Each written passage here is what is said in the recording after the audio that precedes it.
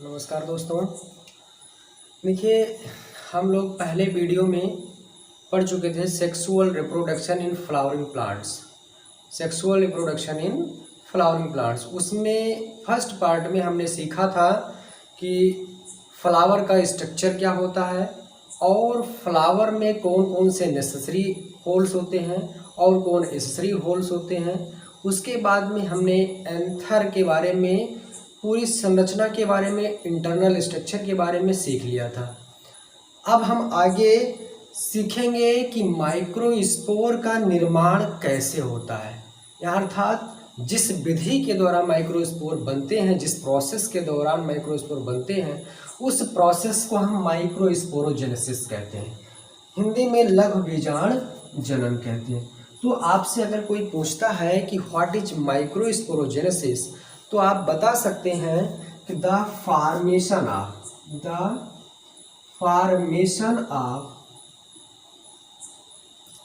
Microspore, the formation of microspore is called microsporogenesis, is called microsporogenesis. हम क्या कहेंगे? The formation of microspore is called microsporogenesis. देखिए, spore का निर्माण ही, spore सूक्ष्म बीजांड या लघु बीजांड का निर्माण ही माइक्रोस्पोरोजेनेसिस कहलाता है, लघु बीजांड जनन कहलाता है। या फिर इसी का हम दूसरा डिफिनीशन बता सकते हैं, और इसको हम कह सकते हैं द डेवलपमेंट ऑफ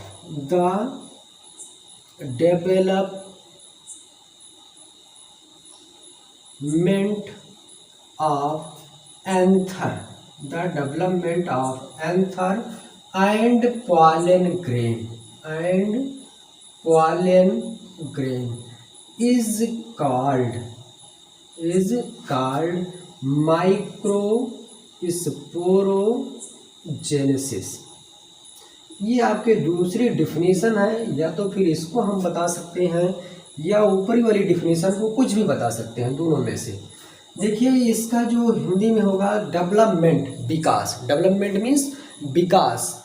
किसका विकास? एंथर का विकास। और पॉलन ग्रेन का विकास क्या कहलाता है? माइक्रोस्पोरोजेनेसिस, लघु बीजांड जनन कहते हैं। अगर हिंदी में कोई इससे पूछता है तो हिंदी में आप बताना चाहते हैं तो बता सकते हैं कि प्रागकोश का विकास, प्रागकोश तथा परागकण का विकास या परिवर्धन लघु बीजांड जनन कहलाता है, लघु बीजांड जनन कहलाता है। इसको हम हिंदी में बता सकते हैं कि प्रागकोश तथा परागकण का परिवर्धन लघु बीजांड जनन कहलाता है। अब हमने सीख लिया कि माइक्रोस्पोरोजेनेसिस क्या है, अर्थात माइक्रोस्पोर का फॉर्मेशन ही या पॉलन ग्रेन का फॉर्मेशन ही माइक्रोस्पोरोजेनेसिस कहते हैं। अब देखेंगे ये होता किस में है। ये हमारा एंथर में होता है। किसके अंदर? एंथर के अंदर। और जब एंथर का यंग जो एंथर होता है, अर्थात तरुण जो प्रागकोश होता है, उसका जब हम टीएस स्ट्रक्चर, जैसे एंथर इस प्रकार से होता है, एक एंथर की जो संरचना होती है वो कुछ इस तरीके से होती है। और जब इस एंथर की संरचना को हम टीएस काट कर देखते हैं तो इसके अंदर बहुत सारी मेरिस्मेटिक टिश्यू का समूह होता है, विभाजोतक ऊतक का समूह होता है, जो बाहर से एक लेयर के द्वारा कवर होती है, जिसे हम एपिडर्मिस कहते हैं, हिंदी में बाह्य अस्तर कहते हैं। देखिए, जो बाहर की लेयर होती है वो एपिडर्मिस के द्वारा, एपिडर्मिस जिसे हम बाह्य अस्तर कहते हैं, ये किसके द्वारा? मेरिस्मेटिक को ढके हुए होती है। अंदर जितनी भी कोशिकाएं होती हैं वो सारी मेरिस्मेटिक टिश्यू होती हैं, विभाज्योतक ऊतक होती हैं। तब अब देखते हैं जो विभाज्योतक ऊतक होता है उसके मध्य में एक प्रोकैम्बियम स्टैंड बनता है। जल को संवहन करने के लिए डेवलप हो रहा है अंदर, तो उसको न्यूट्रिशन चाहिए और वाटर चाहिए, तो उसके लिए उसके बीच में मध्य में प्रोकैम्बियल स्टैंड बनता है, संवहन बंडल, फिर बाद में वो कंडक्टिंग स्टैंड बन जाता है, डेवलप होके संवहन बंडल बन जाता है। अब देखेंगे जो हमारा ये एपिडर्मिस के अंदर मेरिस्मेटिक टिश्यू होती है, मेरिस्मेटिक टिश्यू जो होता है जिसे हम विभाज्योतक ऊतक, जो विभाज्योतक ऊतक होता है ये अपने जो नीचे एक लेयर का फॉर्मेशन करती है जिसे हम हाइपोडर्मिस कहते हैं। देखिए दो शब्द हैं, एक एपिडर्मिस और दूसरा हाइपोडर्मिस। एपिडर्मिस दो शब्द से मिलकर बना है। एपी मीन्स होता है एबव, ऊपर की ओर, और हाइपो मीन्स क्या होता है, नीचे की ओर। तो एपिडर्मिस के नीचे जो लेयर होती है उसे हम हाइपोडर्मिस कहते हैं। यही हाइपोडर्मिस जो लेयर होती है हाइपोडर्मल कहलाती है। अब हाइपोडर्मल की जो कोने पर, जो चारों कोने पर एक कोशिका हाइपोडर्मल की होती है वह अपनी अन्य कोशिकाओं से आकार को बढ़ा लेगी और जीवद्रव उसमें गाढ़ा हो जाएगा, अन्य कोशिकाओं से भिन्न हो जाएगी, जिसे हम क्या कहते हैं, आर्चीस्पोरियल सेल कहते हैं। अब देख लेते हैं एक पूरा रेखा चित्र के द्वारा हम समझ लेते हैं कि क्या क्या संरचनाएं होती हैं इसके अंदर और कैसे स्पोर का फॉर्मेशन होता है। हमने सीखा है माइक्रोस्पोरोजेनेसिस, स्पोर का फॉर्मेशन। तो स्पोर का फॉर्मेशन किस तरीके से होता है, किस प्रकार से होता है, उसको हम समझ लेते हैं। देखिए आपको हमने बताया कि जो हाइपोडर्मल सेल होती है, एक क्या होती है, हाइपोडर्मल सेल, हाइपोडर्मल जो लेयर होगी, क्या होगी, लेयर होगी, जिससे हम क्या कहते हैं, आधा स्तरीय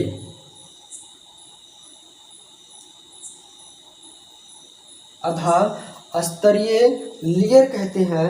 वो आधा स्तरीय लेयर जो है क्या बना लेती है, आधा स्तरीय, इसको हम हिंदी में हाइपोडर्मल को आधा स्तरीय कहते हैं। ये अपने नीचे की जो कोशिका होगी, यानी चारों कोनों की जो कोशिकाएं होती हैं वो आकार में बड़ी होंगी। कैसी, आकार उनका बड़ा होगा, जीवद्रव गाढ़ा होगा।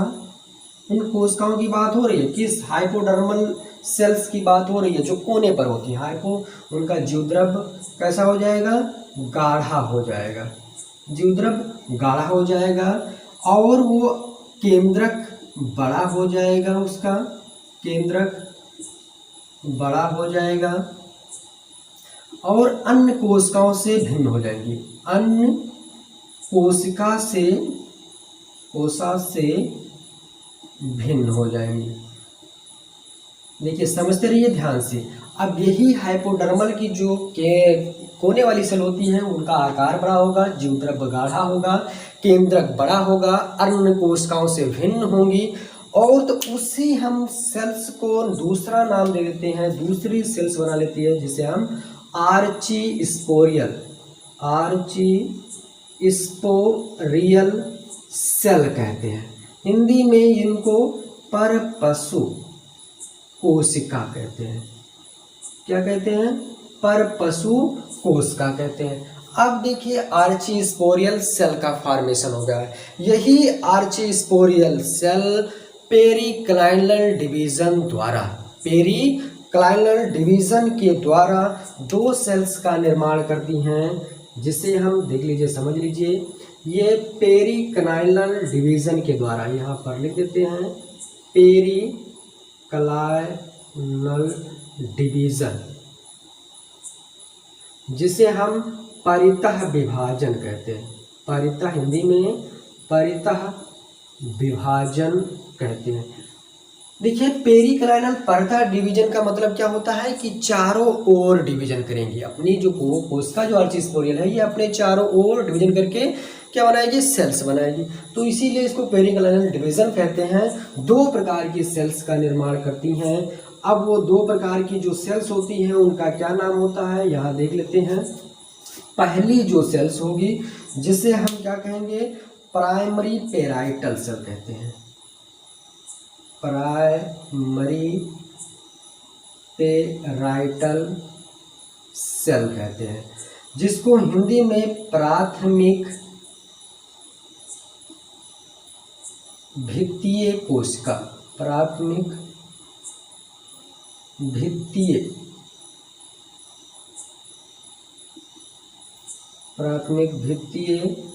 कोशिका कहते हैं। और यह दूसरी सेल्स क्या होती है जिसको हम प्राइमरी माइक्रोस्पोरोजिनस सेल्स कहते हैं। हिंदी में प्राथमिक पुनर्बीजाण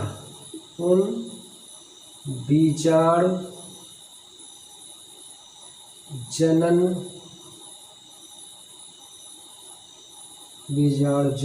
कोशिका। हिंदी में प्राथमिक पुनर्बीजाण जनन कोशिका कहते हैं। अब देखिए जो प्राइमरी पेराइटल सेल होती है ये 3 से 5 लेयर की सेल्स बनाएंगी। 3 से ये डिवीजन के द्वारा 3 से 5 लेयर की डिवीजन के द्वारा यानी 3 से 5 भित्तीय कोशिका का स्तर बनाएंगी जो 3 प्रकार की लेयर का फॉर्मेशन करती हैं। कितने प्रकार की? 3 प्रकार की कोशिकाओं का फॉर्मेशन करती हैं। 3 प्रकार की लेयर बनती हैं जिसमें से देखिए अब ये जो प्राइमरी पेटाल हमने आपको बताया कि कितनी 3 वॉल डिवीजन के द्वारा 3 से 5 वॉल लेयर की अस्तर बनाएगी। वॉल लेयर यानी 3 से 5 भित्तीय अस्तर। इसको हिंदी में अगर लिखना चाहे तो लिख सकते हैं 3 से 5 भित्तीय अस्तर का निर्माण करती हैं, जिनमें से पहली जो कोशिका पहली जो लेयर होगी जिसको हम क्या कहते हैं, इंडोथीसियम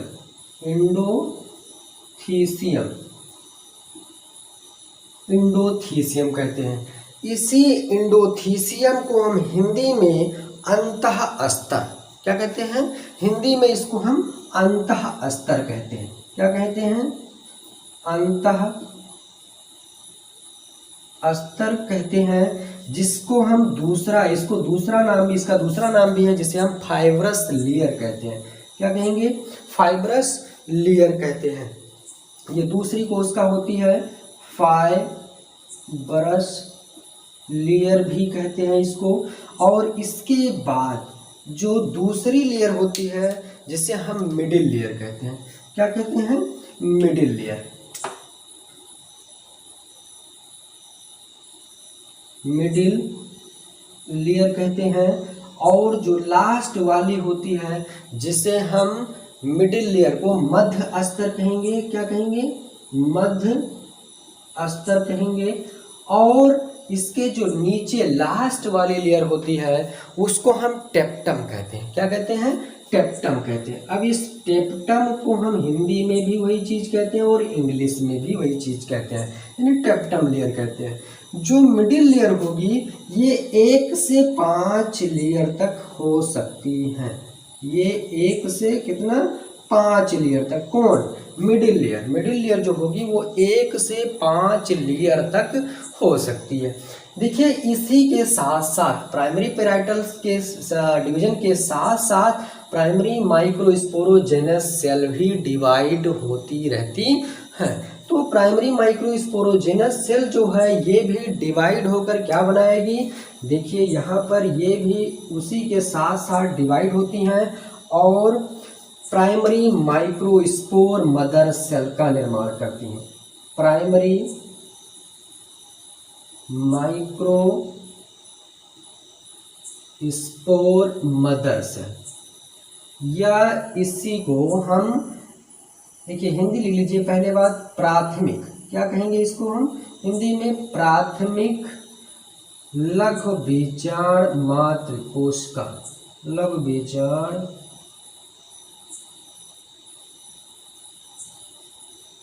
जनन को मातृकोशिका, लघु बीजाणु मातृ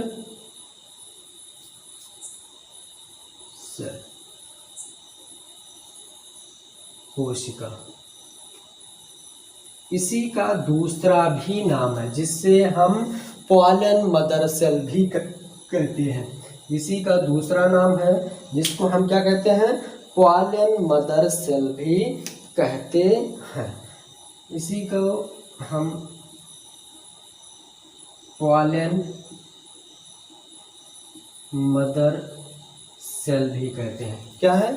पॉलन मदर सेल। दो नाम है, एक या हम प्राइमरी माइक्रोस्पोर मदर सेल भी कहते हैं या फिर पॉलन मदर सेल कहते हैं। अब ये जो पॉलन मदर सेल है ये कितने नंबर की है? 2n नंबर की है। ये क्रोमोसोम जो होगा इसमें 2n नंबर होता है। अब इस प्राइमरी माइक्रोस्पोर मदर सेल जो होती है ये रिडक्शन डिवीजन के द्वारा, कौन सा डिवीजन होगा यहाँ पर? Reduction division. रिडक्शन डिवीजन को हम क्या कहते हैं? दूसरा नाम भी है इसका मियोसिस डिवीजन, अर्धसूत्री विभाजन। अर्धसूत्री विभाजन, तो ये अर्धसूत्री विभाजन के द्वारा क्या होती है? गुणसूत्रों की संख्या आधी हो जाती है। तो ये जो प्राइमरी माइक्रोस्पोर मदर सेल है ये 2n होती है। जब इसमें अर्धसूत्री विभाजन होगा, रिडक्शन डिवीजन होगा, तो क्या हो जाएगा? गुणसूत्रों की संख्या आधी हो जाएगी और जो सेल्स बनेंगी उसे हम माइक्रोस्पोर कहेंगे। क्या कहेंगे? माइक्रोस्पोर कहेंगे या फिर पॉलन ग्रेन कहते हैं। देखिए इसी को हम माइक्रोस्पोर जिसे लघु बीजाणु कहेंगे। क्या कहेंगे? लघु बीजाणु, या इसको हम पॉलन ग्रेन कहते हैं। पॉलन ग्रेन कहते हैं या हिंदी में पराग कण कहते हैं। देखिए हम इसी का तो फॉर्मेशन इसमें पढ़ रहे थे। माइक्रोस्पोरोजेनेसिस में क्या बताया गया था कि माइक्रोस्पोर का फॉर्मेशन ही माइक्रोस्पोरोजेनेसिस कहलाता है। तो हमने देख लिया यहाँ पर माइक्रोस्पोर का फॉर्मेशन हो रहा है, अर्थात पॉलन ग्रेन बन रहा है। चाहे उसको हम माइक्रोस्पोर कहें या पॉलन ग्रेन कहें, बात एक ही है। तो ये आपका माइक्रोस्पोर या पॉलन ग्रेन बन के तैयार हो गया। लेकिन जो इधर आपकी ये लेयर बताई गई है इंडोथीसियम फाइब्रस लेयर को कहते हैं। मिडिल लेयर और टेप्टम जो लेयर होती है इनका भी कुछ वर्क होता होगा। अगर ये बन रही हैं तो इनका भी कुछ वर्क होता होगा। तो इनका क्या वर्क होता है इसको हम देख लेंगे कि क्या काम करती हैं ये। देखिए जो इंडोथीसियम लेयर होती है ये जहाँ से इनको डेसेंस होना होता है ये उस स्थान पर बहुत कम लेयर बनाती हैं, तो वहाँ से ये आसानी से फट जाती हैं, इनका विस्फोटन हो जाता है। लेकिन जो मिडिल लेयर है और टेप्टम लेयर है, मिडिल लेयर और टेप्टम लेयर है, ये दोनों लेयर क्या करती हैं? नष्ट होकर, अपने आप को क्या करके नष्ट होकर ये डेवलप कर रहे माइक्रोस्पोर को या अर्थात पॉलन ग्रेन को न्यूट्रिशन देने का कार्य करती हैं, पोषण देने का कार्य करती हैं। अर्थात मिडिल लेयर और टेप्टम लेयर का कार्य क्या होगा? न्यूट्रिशन देना। किसको न्यूट्रिशन देना? माइक्रोस्पोर को, पॉलन ग्रेन को न्यूट्रिशन देना। तो नष्ट होकर ये क्या करती हैं? इसको न्यूट्रिशन देती हैं। क्या? किसको? माइक्रोस्पोर को पोषण देने का काम करती हैं। ये तो हमने जान लिया कि एक रेखा चित्र के माध्यम से किसका किसका फॉर्मेशन होता है और कैसे फॉर्मेशन होता है। तो देखेंगे आगे अभी हम फिगर की सहायता से किसका कैसे उसमें घटनाएं होती हैं। जो हमने आपको एंथर बताया था, एंथर का जब हम टीएस सेक्शन काटते हैं तो उसके अंदर कैसे दिखाई पड़ती है, कैसे डेवलप होता है, ये तो एक रेखा चित्र के माध्यम से हो गया और दूसरा भी हम फिगर के माध्यम से, चित्र के माध्यम से आपको बताएंगे। तो अगर इसका आप स्क्रीनशॉट लेना चाहते हैं तो ले सकते हैं। देखिए अभी हमने रेखा चित्र के बारे में देख लिया था। अब हमने ये आपको एक फिगर जो है रेखीय निरूपण नहीं, ये चित्रीय निरूपण है, इसके बारे में हमने ड्रा कर दिया है फिगर। अब आपको समझा देते हैं कि कैसे क्या होता था। देखिए इसमें जब हमने क्या किया था, एक एंथर का टीएस सेक्शन लिया था। जब हम एंथर का, ये एंथर एक संरचना है, जब एंथर का जब हमने टीएस सेक्शन लिया तो कुछ इस प्रकार से दिखाई पड़ी, कुछ इस प्रकार से दिखाई पड़ी। तो जो बाहर वाली लेयर होती थी इसको हम क्या कहते थे, एपिडर्मिस। क्या कहते थे, एपिडर्मिस। ये लेयर हमारी क्या कहलाती थी, एपिडर्मिस, जिसे हम बाह्य स्तर कहते हैं। हिंदी में क्या कहते हैं, बाह्य स्तर। इस एपिडर्मिस के नीचे जो भी सेल्स आपको दिखाई पड़ रही थी उसे हमने क्या कहा था, मेरिज्मेटिक टिश्यू। क्या कहा था, मेरिज्मेटिक टिश्यू। ये सारी आपको दिखाई पड़ रही जितनी भी कोशिकाएं होती हैं इसे हम मेरिज्मेटिक टिश्यू कहते हैं। क्या कहते हैं, टिश्यू कहते हैं। विभाज्योतक ऊतक, विभाज्योतक ऊतक, ये हमारी विभाज्योतक ऊतक कहलाती थी। अब देखिए जब इस संरचना को और ये क्या हुआ, डेवलप हुआ, तो इसके नीचे वाली जो ये लेयर है, जो नीचे वाली लेयर है, इनके कोने पर देखिए ये कोना है, चारों कोने पर जो हाइपोडर्मल सेल की लेयर थी इनमें से एक एक कोशिका क्या हो जाती है, बड़ी हो जाती है। एक एक कोशिका अपना देखिए आकार बड़ा कर रहा है। इसके अंदर जो जीवद्रव्य होगा वो भी गाढ़ा हो जाएगा, इसके अंदर जो न्यूक्लियस है वो भी क्या जाती है, गाढ़ा हो जाता है, जिसे हम क्या कहते हैं, आर्ची स्पोरियल सेल कहते हैं। क्या कहेंगे इनको, आर्ची स्पोरियल सेल कहेंगे। अब जो ये आर्ची स्पोरियल सेल है इसको हम क्या कहेंगे, आर्ची स्पोरियल सेल, जिसे हिंदी में परपशु कोशिका कहते हैं। परपशु कोशिका। इस परपशु कोशिका में देखिए ये परपशु कोशिका पुनः डिवाइड होगी, लेकिन इसके पहले देख लीजिए हमने बीच में बताया था कि इसके मध्य में एक जल वहन करने के लिए, संवहन करने के लिए एक स्टैंड बनता है, एक बंडल बनता है, जिससे हमने शुरुआत जो होती है जहाँ से बनना स्टार्ट करते हैं उस अवस्था को प्रोकैम्बियल कहते हैं। क्या कहेंगे, प्रोकैम्बियल। तो ये हमारा क्या कहलाता है, प्रोकैम्बियल कहलाता है। जब ये बनना स्टार्ट करते हैं उस अवस्था को हम क्या कहते हैं, प्रोकैम्बियल स्टैंड कहेंगे। क्या कहेंगे, प्रोकैम्बियल स्टैंड। ये हमारी बात हो गई प्रोकैम्बियल स्टैंड की, और जो कोशिकाएं थी वो आर्ची स्पोरियल सेल बन गई। अब ये आर्ची स्पोरियल सेल जो है ये पुनः पेरिक्लाइनल डिवीजन के द्वारा, आपको बताया गया पहले ही, पेरिक्लाइनल डिवीजन के द्वारा दो प्रकार की सेल्स का फॉर्मेशन करती हैं, जिसे हम क्या कहते हैं, बाहर वाली को, जो बाहर की ओर है उसे हम क्या कहेंगे, प्राइमरी पेराइटल सेल। ये जो बाहर की ओर है इसे हम क्या कहेंगे, प्राइमरी पेराइटल सेल। इसको हम प्राइमरी पेराइटल सेल कहते हैं। और जो अंदर की ओर कोशिका है इसको हम क्या कहेंगे, प्राइमरी माइक्रोस्पोरोजिनस सेल। प्राइमरी माइक्रोस्पोरोजिनस सेल, इसको हम प्राइमरी माइक्रोस्पोरोजिनस सेल कहते हैं। आपको पहले ही बता दिया गया था। हिंदी में प्राइमरी पेराइटल को क्या कहते हैं, प्राथमिक भित्तीय कोशिका, और प्राइमरी माइक्रोस्पोरोजिनस सेल को प्राथमिक पुंबीजाण जनन कोशिका कहते हैं। अब ये देखेंगे इन्हीं प्राइमरी पेराइटल सेल से तीन प्रकार की लेयर बनती थी, जो यहाँ पर दर्शाया गया, अभी हम आपको बता रहे हैं। और जो प्राइमरी माइक्रोस्पोरोजिनस सेल है ये क्या करेंगी, स्पोर का फॉर्मेशन करती हैं। अब देखिए यहाँ जो प्रोकैम्बियल स्टैंड बनना स्टार्ट किया था ये बन के कंप्लीट हो जाता है, जिसको हम क्या कहते हैं, कंडक्टिंग स्टैंड कहते हैं। कंडक्टिंग स्टैंड, कंडक्टिंग स्टैंड कहेंगे संवहन बंडल। हिंदी में इसको क्या कहते हैं, संवहन बंडल कहते हैं। अब ये जो संवहन मंडल है, इसके द्वारा जो भी भोज्य मटेरियल होगा, भोज्य पदार्थ होगा, ये सारे इसके द्वारा संवहन किए जाएंगे, ले जाए जाएंगे। अब हम देखते हैं जो ये संरचना बन रही थी, ये एक पूरा संरचना है किसका, एक जो प्राइमरी पेराइटल सेल और प्राइमरी माइक्रोस्पोरोजिनस सेल मिलकर बनाती हैं, तो इसको ये संरचना दिखाई पड़ती है। और जिस स्थान पर ये प्राइमरी पेराइटल सेल से निर्मित एक लेयर होती है जिसे हम एंडोथीसियम कहते हैं, तो ये जो एंडोथीसियम जहाँ जिस अवस्था पर कम बनती हैं, उनका फॉर्मेशन, उनका डेवलप अच्छे तरीके से नहीं होता है, उस स्थान को हम इनको एस्टोमियम कहते हैं। क्या कहते हैं? एस्टोमियम कहते हैं।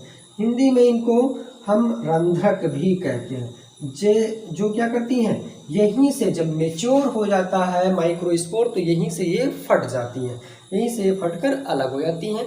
इसको हम दूसरे नेक्स्ट वीडियो में अच्छे तरीके से समझेंगे कैसे फटती हैं, क्या होती है घटनाएं। खैर यहाँ पर हम देख लेते हैं, जो प्राइमरी पेराइटल सेल थी वो 3 प्रकार की कोशिका का फॉर्मेशन करती थी, 3 प्रकार की लेयर का फॉर्मेशन करती थी।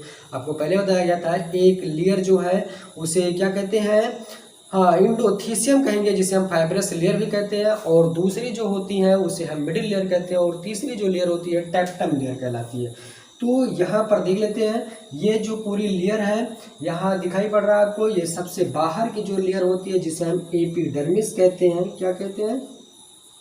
एपिडर्मिस कहते हैं। और जो इसी को हम हिंदी में बाह्य स्तर, एक बार हिंदी भी आप लिखते चलेंगे, समझते चलेंगे, बाह्य स्तर।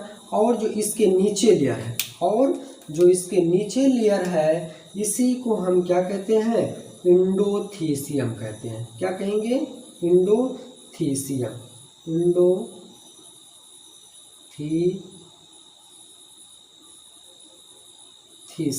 इस लेयर को एंडोथीसियम लेयर कहते हैं, या पर इसी को हम फाइब्रस लेयर कहते हैं। क्या कहेंगे? फाइब्रस लेयर कहते हैं। एंडोथीसियम को अंतः स्तर कहते हैं, हिंदी में इसको क्या कहते हैं? अंतः स्तर। ये अंतः स्तर हो गया।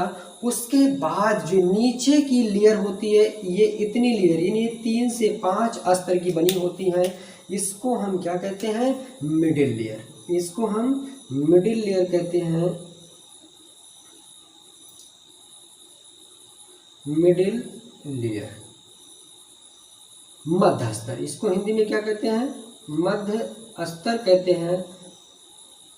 जो कितनी लेयर की होती है? 1 से 3, 1 से लेकर 3 लेयर तक हो सकती हैं, 1 से लेकर 3 स्तर तक या 5 स्तर तक भी हो सकती हैं ये कोशिकाएं। और इसके नीचे जो आपकी कोशिका दिखाई गई है, इस कोशिका को हम क्या कहते हैं? ये अमीबॉइड स्ट्रक्चर होती है और मल्टी न्यूक्लियाइड होती हैं। कैसी होती हैं? अमीबॉइड होती हैं। जो टेप्टम लेयर होती है, इनका कोई आकार निश्चित नहीं होता है, अमीबॉइड होती है, जिसको हम क्या कहते हैं? टेप्टम लेयर कहते हैं। और देखिए यहाँ पर हम आपको बता देते हैं, इसको क्या कहते हैं? टेपिटम। टेप्टम कहते हैं। ये मल्टी न्यूक्लिएटेड होती हैं। कैसी होती हैं? मल्टी न्यूक्लिएटेड, यानी बहुत सारा। मल्टी न्यूक्लिएटेड का मतलब क्या? मल्टी न्यूक्लिएटेड का मतलब क्या होता है कि बहुत सारे इसमें न्यूक्लियस पाई जाती है, बहुत सारा न्यूक्लियस पाया जाता है। आपको दिखाई भी पड़ रहा होगा, ये कई सारी इसमें न्यूक्लियस पाई जाती हैं, केंद्रक पाया जाता है, इसीलिए इनको हम मल्टी न्यूक्लियाइड कहते हैं। और जो ये संरचना, ये तो जो तीनों लेयर थी, एपिडर्मिस, एंडोथीसियम, मिडिल लेयर और टेप्टम लेयर, ये किसके द्वारा बनी थी? प्राइमरी पेराइटल सेल से बनी थी। अब देखिए, जो प्राइमरी माइक्रोस्पोरोजिनस सेल था, ये है माइक्रोस्पोर मदर सेल। कौन सी सेल है? Microspore mother cell. और माइक्रोस्पोर मदर सेल में माइक्रोस्पोर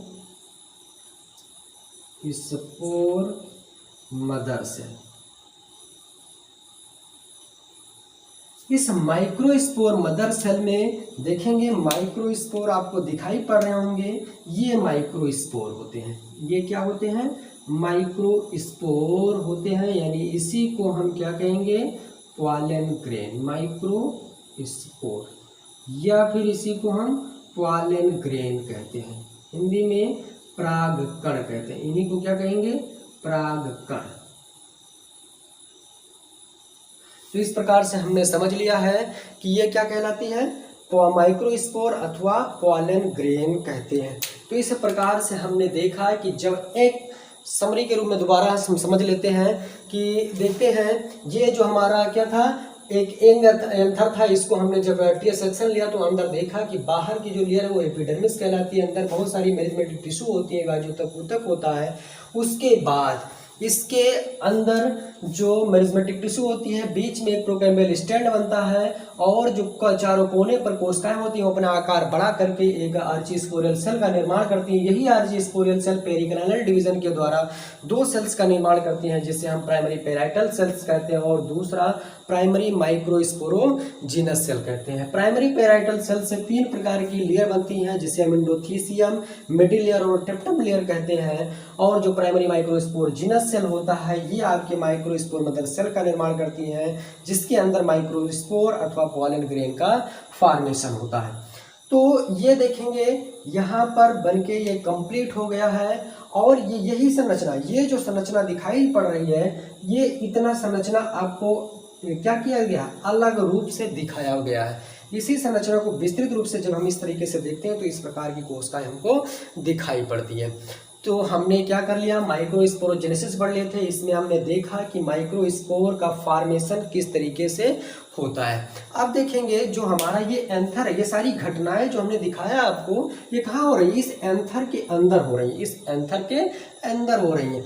और जब ये एंथर क्या हो जाएगा, मैच्योर हो जाएगा, परिपक्व हो जाएगा, तो इस जो माइक्रोस्पोर बने हैं, पॉलन ग्रेन बना है, ये इस एंथर से बाहर आएगा।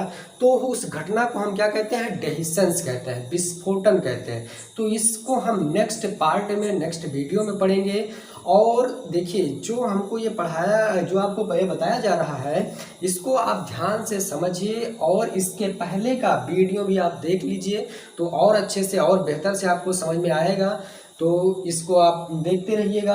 और जो स्पोर बने हैं इनका कैसे फॉर्मेशन होगा, कैसे ये बाहर आएंगे, किस लेयर किससे बनी होगी, कैसे इनकी संरचना होती है, इसको हम नेक्स्ट वीडियो में देखेंगे।